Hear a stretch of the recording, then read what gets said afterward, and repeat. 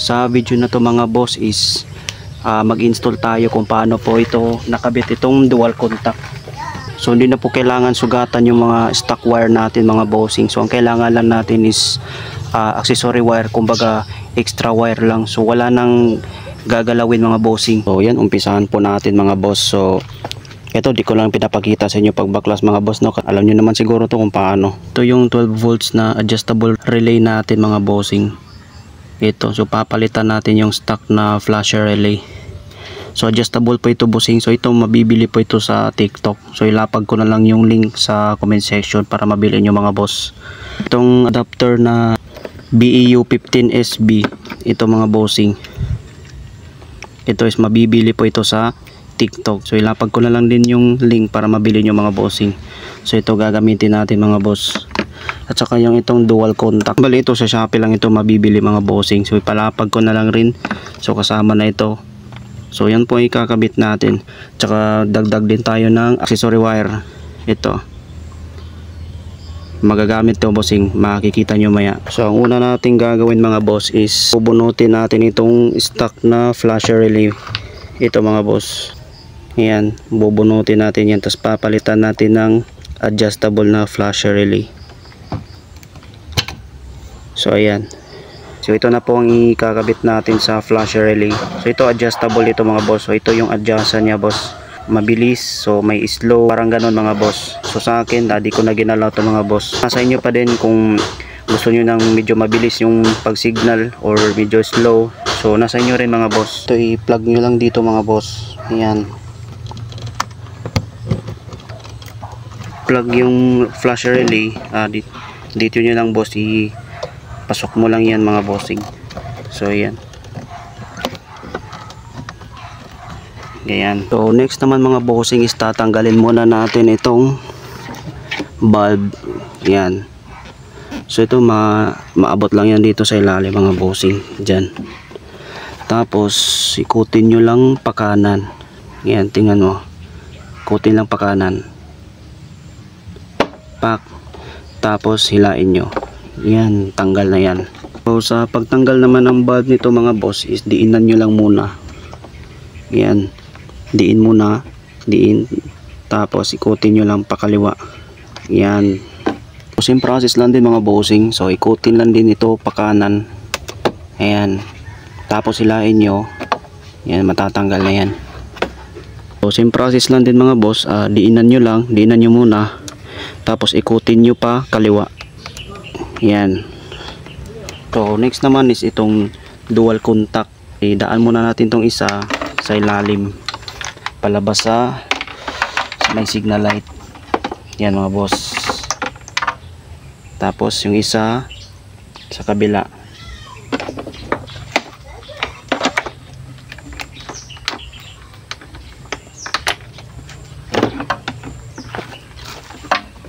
So ayan. Next naman mga bossing is ipasok na natin itong adapter niya para sa dual contact. So ipasok lang nito mga bossing. Ayan,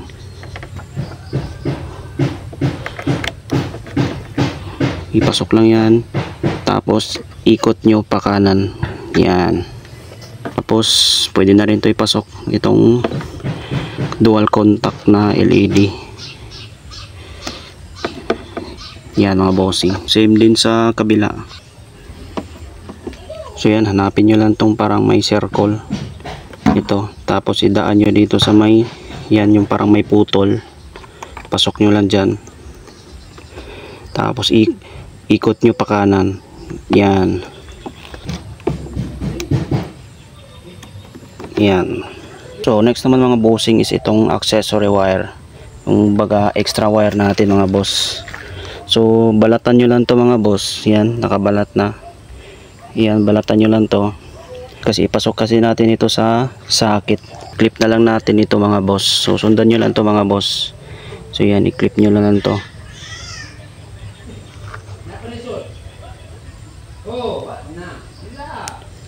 Yan, pati din sa kabila.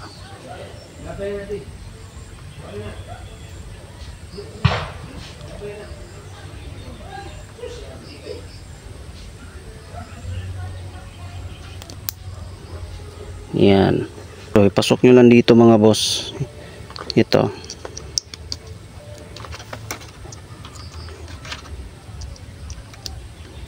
Yan. So dito boss is itatap natin dito sa may yung puti. Yan, tatap natin yan. So hugutin natin itong sakit kasi dyan natin ipapasok mga bossing. So para mahugot ito mga boss is iangat nyo lang ito mga boss. Yan, iangat nyo lang to. Yan, tapos sa kanyang hugutin. Yan. So itong wire nito mga, so itong bossing binalatan ko na. So itatap lang natin dito sa itong puti mga boss, itong puti na wire. Pasok lang natin dito. Pasok nyo lang dito mga boss sa may puting wire. Yan. Tapos yupiin mo. Na po ito ibalik mga bossing.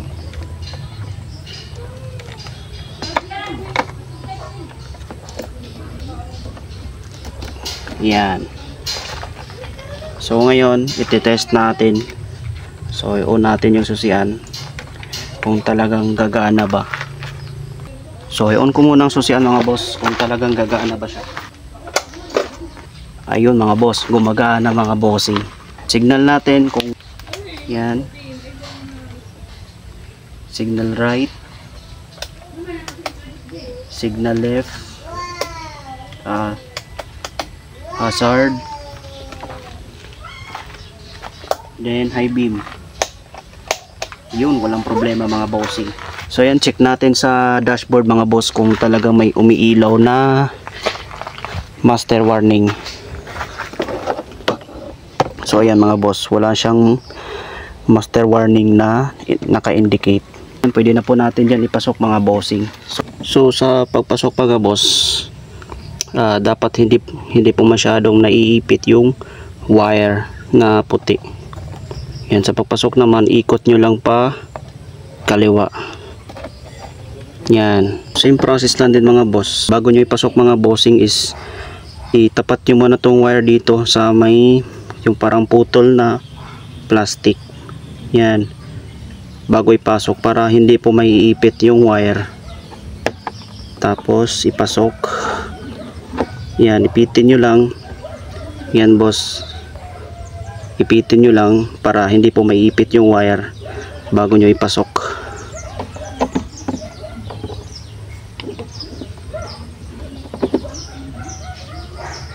Pasok na mga boss. Yan, pag napasok na is iikutin lang ito papakaliwa. Yan, so hindi na po naiipit yung wire. Ito mga boss, oh, maluwag pa. So i-testing natin ulit mga bossing. Ayun, gumagana. Perfect, walang palya mga bossing. So signal ulit, right signal, left signal, hazard, then high beam. Yun, goods. Then check ulit kung may master warning ba nakalagay sa dashboard. So wala mga bossing, walang umiilaw na master warning. So goods. Lalo na't may butas to sa harapan ng kaha natin mga boss. So kailangan natin balutan ng electrical na tape. So ayan mga bossing. Tapos na po natin nabalutan mga bossing. So dito lang natin ilagay sa gilid mga bossing para hindi po siya mababasa. Yan.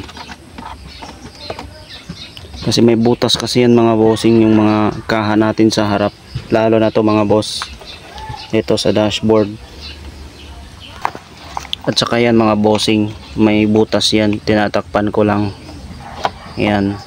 So nabalik na po yung mga kaha bossing. So i-double check pa rin natin bossing kung gagana ba. Check ulit. Right, left, hazard, high beam. Yun, goods.